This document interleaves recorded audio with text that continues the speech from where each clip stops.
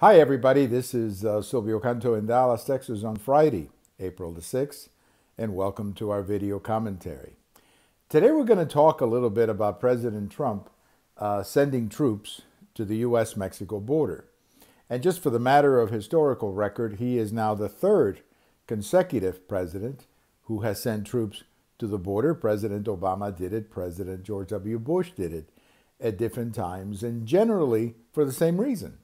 To help the Border Patrol do their job against, overwhelming forces on the other side.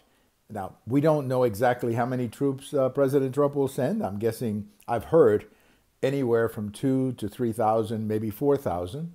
They're going to be National Guard troops, primarily, I suppose, from the border states like Texas and Arizona and so on.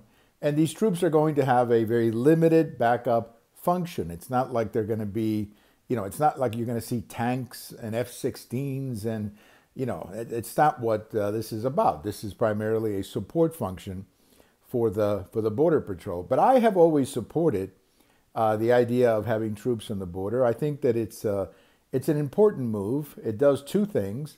Number one, it shows the Border Patrol guards, and there are lots of those, that you are indeed supporting them.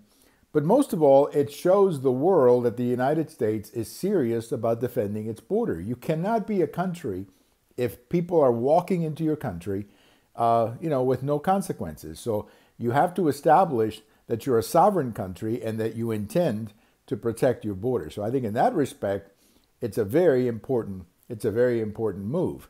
Now, there's also something else happening on the U.S.-Mexico border that we don't often hear that much about. We're always talking about illegal immigration. But for me, the reason that I have supported putting troops on the border is more than just illegal immigration. It's the fact that we have some very brutal and bloody cartels operating on that border. And those cartels are taking guns and they're taking cash every single day south. They bring drugs, and then, of course, they get paid and they take cash, and they also take weapons to Mexico. And this is why I have always felt that the Mexican government would be wise to work with the United States and actually do joint military operations on the border. Again, not so much to stop people, because I think the border guards could probably do that fairly well.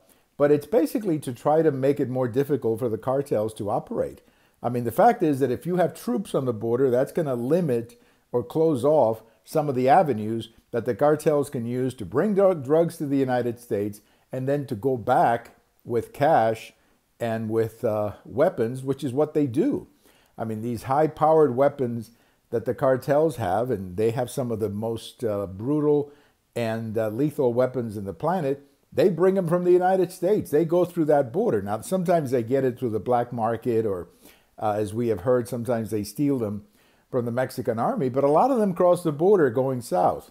And that's one of the reasons why I have always felt that having a little bit more support, military support on the border, would make it more difficult for some of the cartels to operate. But the bottom line is that President Trump has a responsibility to protect the border of the United States. That's one of the most important responsibilities of a president. And all of these people who are suddenly so upset that the president is doing this, where were these people when President Obama did it? I don't remember anybody saying that President Obama was militarizing the border. Well, he put troops on the border at one point. He put troops on the border. So, again, I think there's a lot of politics here, but I commend President Trump for making the decision to at least show the border guards that you support them, but at the same time to send out a message that we are serious about protecting our sovereignty by making sure that our border is not something or not open to people who are just walking into the country. I mean, you're not a country if people can walk into your country. I'm sorry, but that's the reality of sovereignty. Sovereignty means that you have borders that are protected. And you're not a free country, you're not a sovereign country if people can just walk right in without consequences. Well, thank you for watching. We have all of these over at YouTube. We also have them on my blog, and we have them on Twitter. Have a great day, everybody. Talk to you later. Bye-bye.